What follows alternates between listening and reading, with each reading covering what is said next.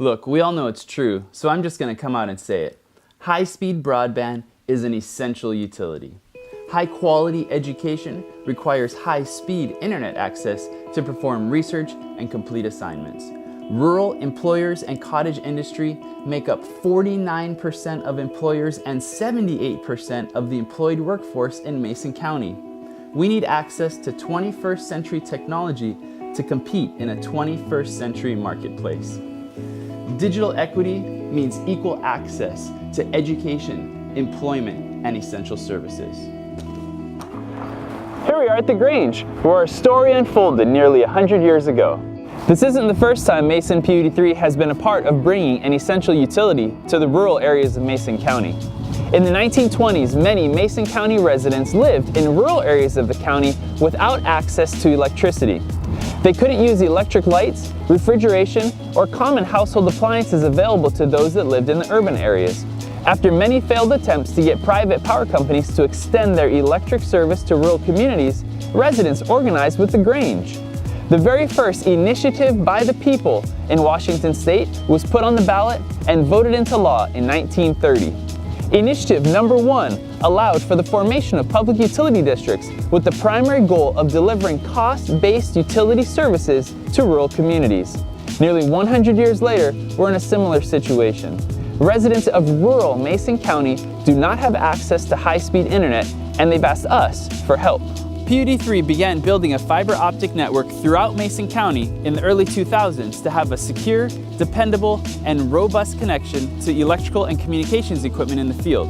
Since then, our customers have requested to be served by the excess capacity available in this fiber network.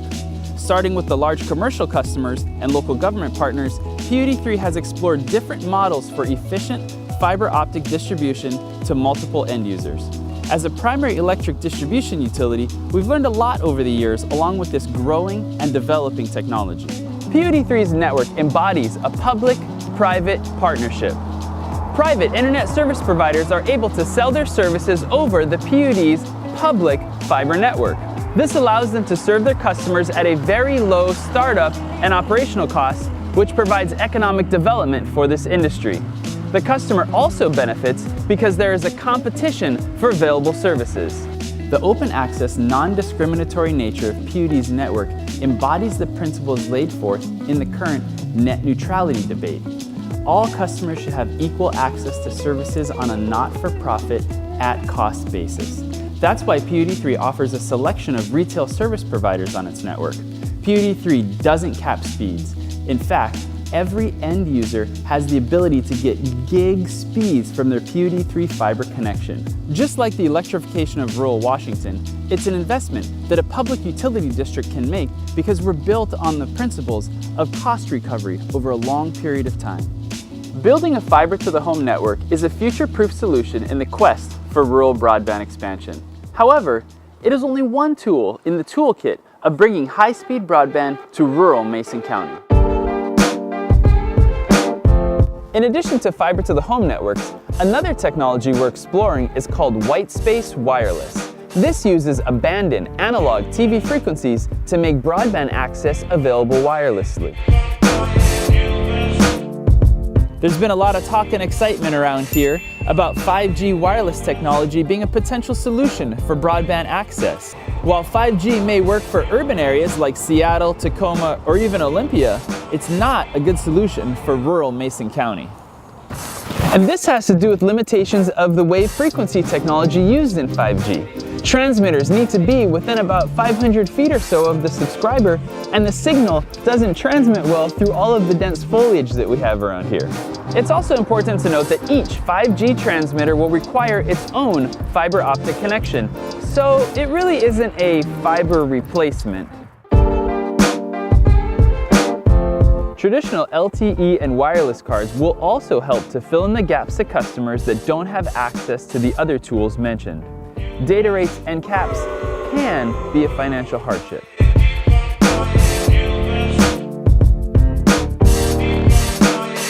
Over the years, PUD3 has made numerous attempts to secure grant funding to help pay for the fiber network expansion that our customers have requested.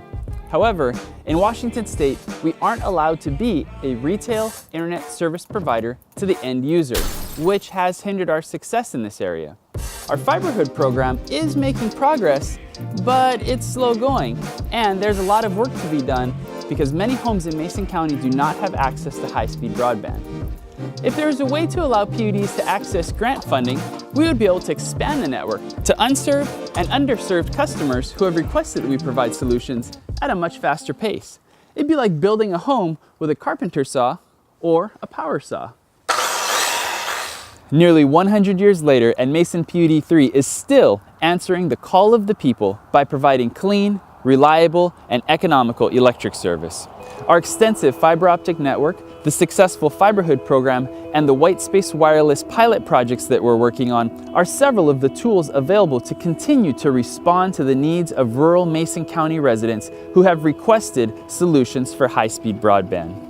Mason PUD3 has the tools, the skills, the knowledge, and the passion to once again meet our community's needs.